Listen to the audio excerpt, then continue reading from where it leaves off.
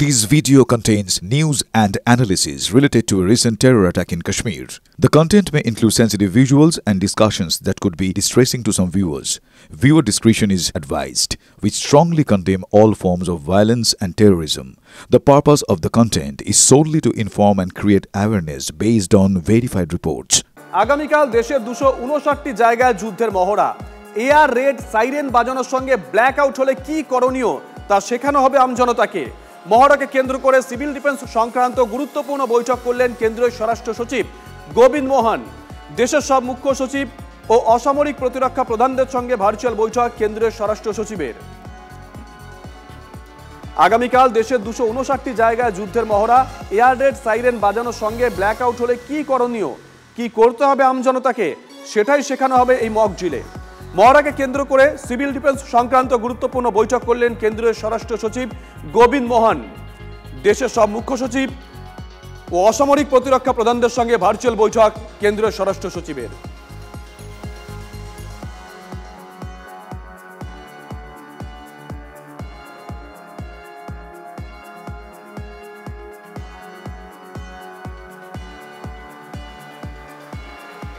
নিঃসন্দেহে বড় খবর। তাহলে কি কোথাও গিয়ে প্রত্যাঘাত এখন সময়ের অপেক্ষা? জ্যোতির্ময় আমাদের সঙ্গে রয়েছেন, আমাদের সহকর্মী। জ্যোতির্ময়, কি খবর পাচ্ছি আমরা? বৈঠকে কোন কোন বিষয়গুলো উঠে এসেছে, কি কি নির্দেশ দেওয়া হয়েছে?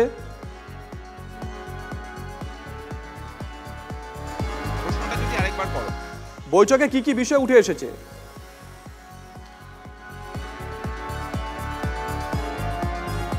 দেখো, যে গতকালই যে বিষয়গুলি স্পষ্ট করে দেওয়া হয়েছে যে সারা দেশের মোট 244টি জেলার মধ্যে 100টি জেলাকে এক্ষেত্রে স্পর্শকাতর হিসেবে চিহ্নিত করা হয়েছে।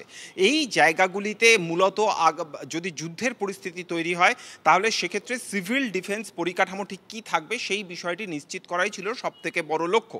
এবং এই সিভিল ডিফেন্সের ক্ষেত্রে যেটা গুরুত্বপূর্ণ বিষয় তা হচ্ছে যে যদি যুদ্ধের পরিস্থিতি হয়, কোথাও যদি বিমান ঢুকে পড়ে, অর্থাৎ যুদ্ধ বিমান যদি শত্রু রাষ্ট্র থেকে আসে, তাহলে সেক্ষেত্রে যে সাইরেন বাজাতে হবে সেই সাইরেনের পরিকাঠামো কী হবে।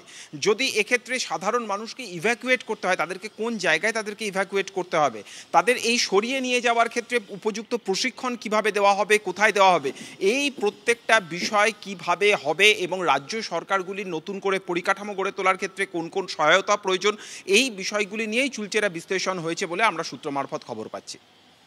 ধন্যবাদ জ্যোতির্ময়।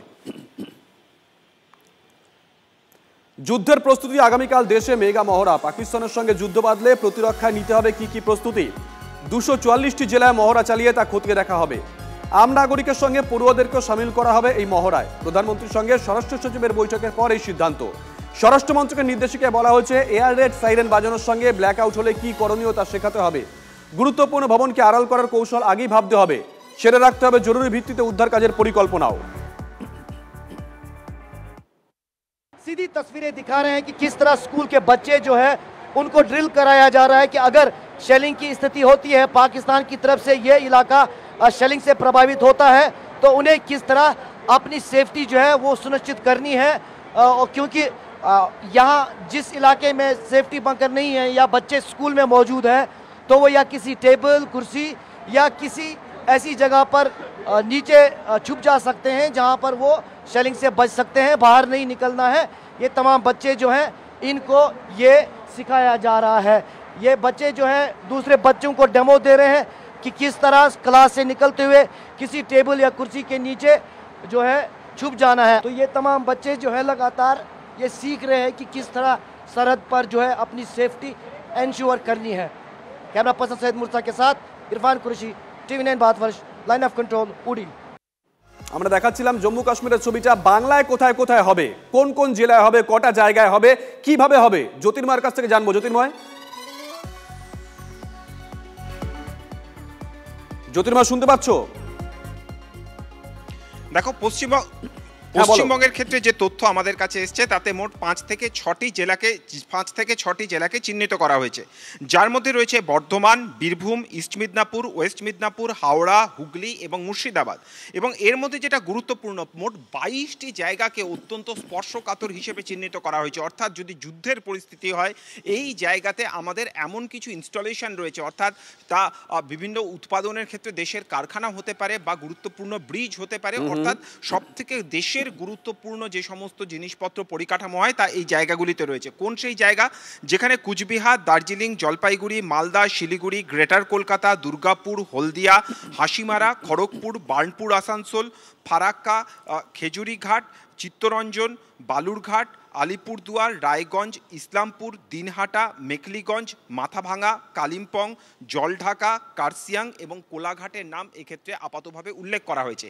এই জায়গাগুলিতে প্রথম মক ড্রিল হবে এবং তার পাশাপাশি যদি দেশে যুদ্ধ পরিস্থিতি তৈরি হয়, বারবার ধরে আমরা বলছি যে বাংলাদেশের ভূখণ্ডকে ব্যবহার করে কলকাতা সংলগ্ন বা পশ্চিমবঙ্গের বিভিন্ন জায়গায় হামলার সম্ভাবনা রয়েছে।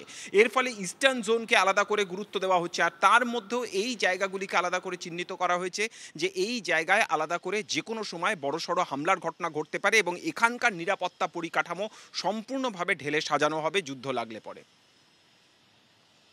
ধন্যবাদ জ্যোতির্ময়।